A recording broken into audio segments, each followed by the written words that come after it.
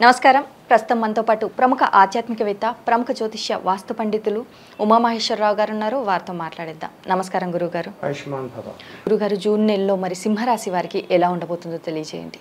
June నెల సింహరాశి వారికి తెలియపరిచే విధానాలు ఏంటి? సింహరాశి మీద ఏ ఒక్క గ్రహ సంచార విధానము లేదు. సింహరాశికి ఆధిపత్యాన్ని వహించిన వాడు ఎవరు? రవి.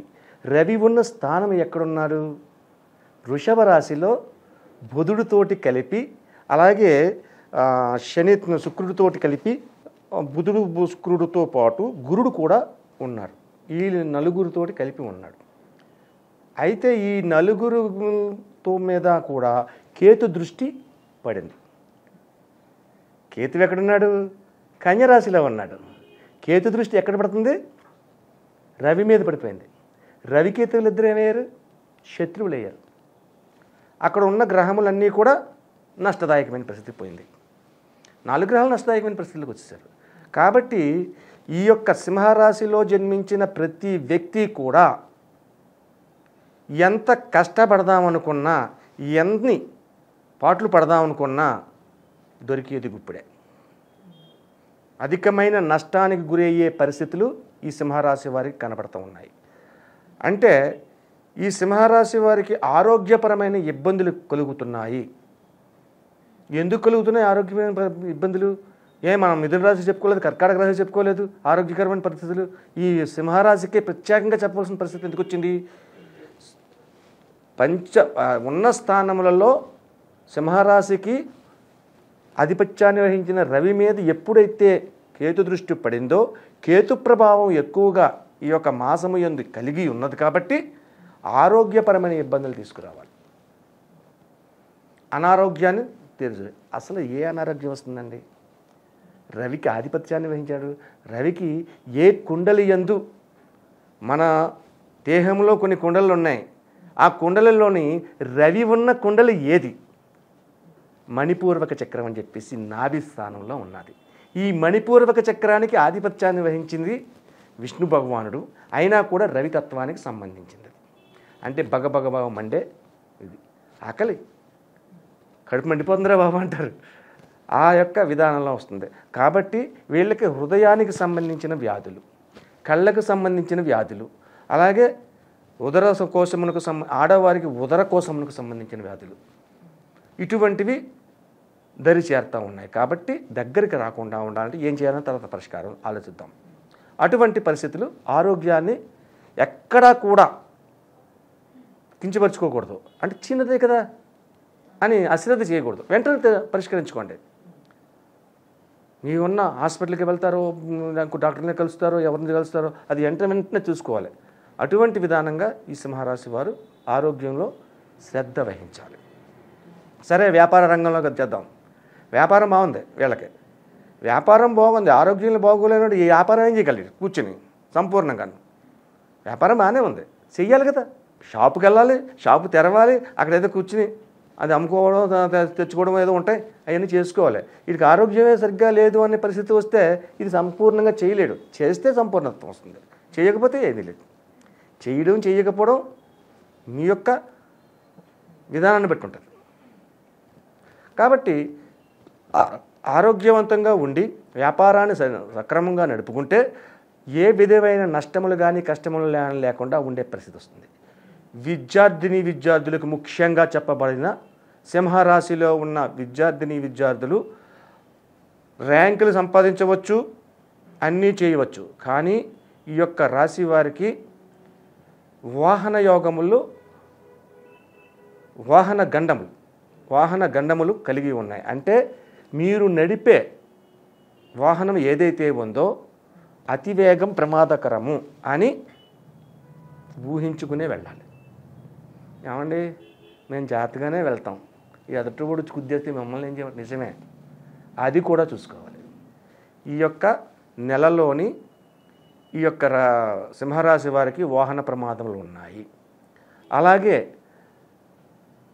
మిగతా అన్ని రంగముల వారికి కూడా ఈ యొక్క రాశి వారికి అధికమైన కష్టము పొంది, పెద్ద కష్టం పొంది చిన్న ఫలితాన్ని పొందగలుగుతున్నారు.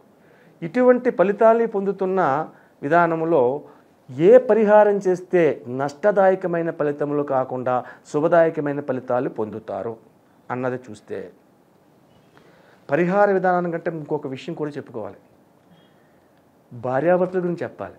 ఇక్కడ భార్యాభర్తల మధ్యన ఇది ఎలా చెప్పాలి, భాషకి భావనకి భాష అందట్లేదు. ఒక భార్య ఉంది, భార్య తరపు వారు ఉంటారు. భార్య తరపు బంధువుల్ని దూషించకూడదు. భర్త అన్నవాడు కించపరిచి మాట్లాడకూడదు. చాలా జాగ్రత్తగా మాట్లాడండి. భార్య తరపు బంధువులు ఎవరైనా సరే, అన్నదమ్ములు అవ్వచ్చు, అక్క చెల్లెళ్ళు అవ్వచ్చు, తల్లిదండ్రులు అవ్వచ్చు, ఎవరైనా సరే, ఆమె బాబా ఏం పెట్టాడేటి అనకండి. అబ్బా మా మాంగ చాలా మంచోడు అని పొగుడుతూ ఉండాలి. అలాగే భర్త తరపు బంధువులని భార్యలు, సింహరాశి వారికి ముఖ్యంగా పొగుడుతూ మాట్లాడాలి, కానీ కించపరుస్తూ మాట్లాడకూడదు. ఇటువంటి విధానాలు వస్తే వీళ్ళు విడిపోవడానికి ఎక్కువ ఆస్కారం ఉంది. బంధం విడిపోతుంది ఈ యొక్క సింహరాశిలో ఉన్న వారికి. కాబట్టి దీనికి కూడా కారణం కేతు ప్రభావమే. కేతు గ్రహము రవి మీద దృష్టి వల్ల జరుగుతుంది. కాబట్టి ముఖ్యంగా ఇది ఇలా చేసుకోవాలి. ఇక ఇటువంటి దోషములన్నీ నెరవేరకుండా, దగ్గర రాకుండా ఉపయోగకరమైన భావాలు పొందడానికి ఈ సింహరాశి వారు చేయవలసిన పరిహారములు: శ్రీ లక్ష్మీ నరసింహస్వామి దేవాలయానికి వెళ్ళండి. లక్ష్మీ నరసింహస్వామి దేవాలయంలో 5 కొబ్బరికాయలు ఇవ్వండి. 5 కొబ్బరికాయలు ఇచ్చిన తర్వాత భార్యాభర్తలు ఇరువురు వెళ్ళండి. అక్కడ లక్ష్మీ నరసింహస్వామి దేవాలయంలోని ఒక దండం ఉంటుంది పూజారి దగ్గర. ఆయన తట్టాలి ఇప్పుడు మీద, అంటే సర్వరోగ నివారణ జరిగే దండం అది. సర్వదోష నివారణ జరిగేది. ప్రేత పిచాచాలు కూడా పారద్రోలే దండం అది. ఆయన కొట్టకపోయినా మీరు చెప్పించినా సరే ఆ దండాన్ని ఎన్ను మీద తాకించుకోవాలి. లక్ష్మీ నరసింహస్వామి ఆలయం నుంచి వెళ్ళిన తర్వాత ఇంటికి వచ్చి గుమ్మడికాయ, కూర గుమ్మడికాయ ఉంటుంది, సూర్యుడి గుమ్మడికాయ అంటారు. ఆ గుమ్మడికాయని కొద్దిగా చిన్న ముక్క తెచ్చుకొని, దప్పడం అనేది మర్చిపోయారు ఎలా వండాలో, కాబట్టి సాంబార్ పెట్టుకోండి. ఆ సాంబార్లో గుమ్మడికాయ ముక్క వేయండి, ముక్కలు ఇచ్చింది శుభ్రంగా. అందులో ఇంకే దినుసులు ఏమి ఉంటాయి అవన్నీ వేసుకుని సాంబార్ చేసుకోండి. కంపల్సరిగా ఈ యొక్క లక్ష్మీ నరసింహస్వామి ఆలయానికి వెళ్ళి వచ్చిన తర్వాత ఈ గుమ్మడికాయని తినాలి. ఇంతకీ ఈ ఆలయానికి ఏ రోజు వెళ్ళమంటారు మరి అడగలేదు, నేను చెప్పలేదు, కానీ చెప్పాలి. ఏ రోజు నాడు వెళ్ళాలి అన్నదంటే మంగళవారం నాడు వెళ్ళండి. మంగళవారం నాడు ఎందుకు వెళ్ళాలండి? మంగళవారానికి అధిపతి ఎవరు? కుజుడు. కుజుడు ఎక్కడున్నాడు? రవితో కలిపి, చంద్రుడితో కలిపి ఉన్నాడు. చంద్రుడు రవికి ఏమయ్యాడు? సోదరుడయ్యాడు. కాబట్టి మంగళవారం నాడు వెళితే కుజ మాంగళిక యోగం అనే యోగాన్ని సంతరించబడుతుంది. ఎప్పుడైతే ఈ యొక్క విధంగా చేశారో లక్ష్మీ నరసింహస్వామిని పూజిస్తూ మధ్యాహ్న సమయంలో లక్ష్మీ నరసింహ మంత్రాలు కింద కూర్చుని, చాలామందికి ఏదైనా స్తోత్రం చదవంటారా బాబు అంటే మంచమే పడుకుని చదువుతున్నారు. తప్పది. కింద కూర్చోవాలి. ఏదో ఆసనం వేసుకుని ఓ పేటో దుప్పడో వేసుకుని ఆ యొక్క స్తోత్రాన్ని చదవండి మధ్యాహ్న కాలం నిద్రపోకుండా. సరే మధ్యాహ్నం చేసాం కదా అయిపోయిందండి, మంగళవారం నాడు అవ్వలేదు. సాయం సంధ్యా సమయంలో మళ్ళీ అమ్మవారి గుడికి వెళ్ళండి.